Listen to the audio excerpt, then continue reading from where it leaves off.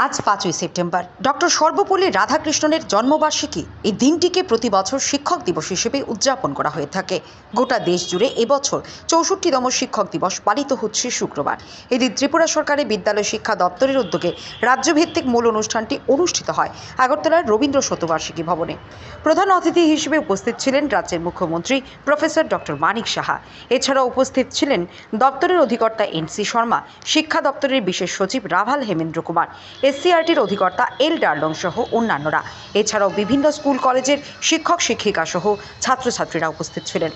এদিন প্রদীপ প্রজ্বলনের মাধ্যমে অনুষ্ঠানের সূচনা করেন মুখ্যমন্ত্রী সহ অন্যান্যরা। পরবর্তী সময়ে ডক্টর সর্বপল্লী রাধাকৃষ্ণনের প্রতিকৃতিতে ফুল দিয়ে শ্রদ্ধা জানানো হয়। এদিন মোট 36 জন শিক্ষক শিক্ষিকাকে শিক্ষক সম্মাননা 2025 প্রদান করা হয়। পাশাপাশি পণ্ডিত ঈশ্বরচন্দ্র সম্মানে ভূষিত হন বিশিষ্ট শিক্ষাবিদ ডক্টর অতুল দেববর্মা।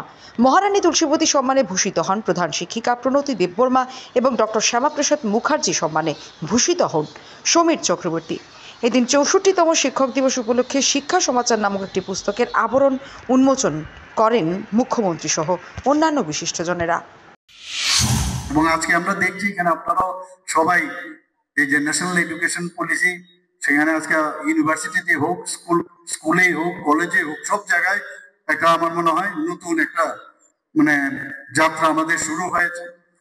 এবং টোটাল আমি দেখছি এখন স্কুল থেকে আরম্ভ করে এখানে আমার অলরেডি সেক্রেটারি সাহেব বলেছেন যে আমরা নতুন নতুন যে বিষয় আমরা স্কুলের মধ্যে আমরা শুরু করছি, তাতে করে একটা বিরাট একটা পট পরিবর্তনের দিশা আমরা দেখতে পাচ্ছি।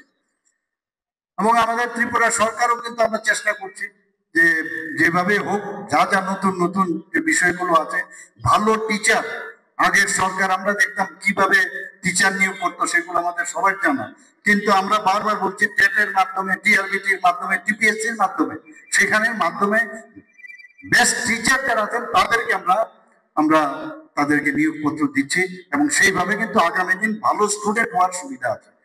তো এইভাবে যেভাবে আগে হতো তার থেকে আমরা বেরিয়ে আসতে পেরেছি এবং আমরা চাই যে যে ইনফ্রাস্ট্রাকচার থেকে আরম্ভ করে সব বিষয়ে আমাদের এখানে ইন্টেলেকচুয়াল যে ডেভেলপমেন্ট সেটাও যাতে করা যায় তার বিষয়ে আমরা চিন্তা ভাবনা করছি। আমরা 387টি বিদ্যালয়ে তাদের যাতে ইনফ্রাস্ট্রাকচার নতুন ভাবে করা যায় সেটা সম্পন্ন হয়েছে এবং আরো 292টির মতো আরো কাজ চলছে এখানে।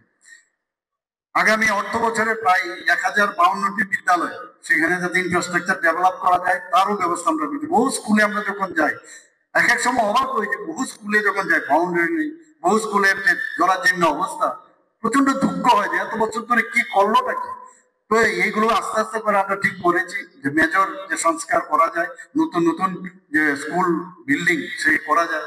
এবং আপনারা দেখেছেন এর মধ্যে বহু জায়গার মধ্যে স্কুল বিল্ডিং এর মতো আমরা উদ্বোধন করতে যাচ্ছি, যেখানে প্রাকৃতিক দুর্যোগের কারণে বহু স্কুল প্রায় 200টির মতো স্কুল যেগুলো খারাপ হয়ে গেছে সেখানে 12 করোড় আমরা অলরেডি দিয়েছি।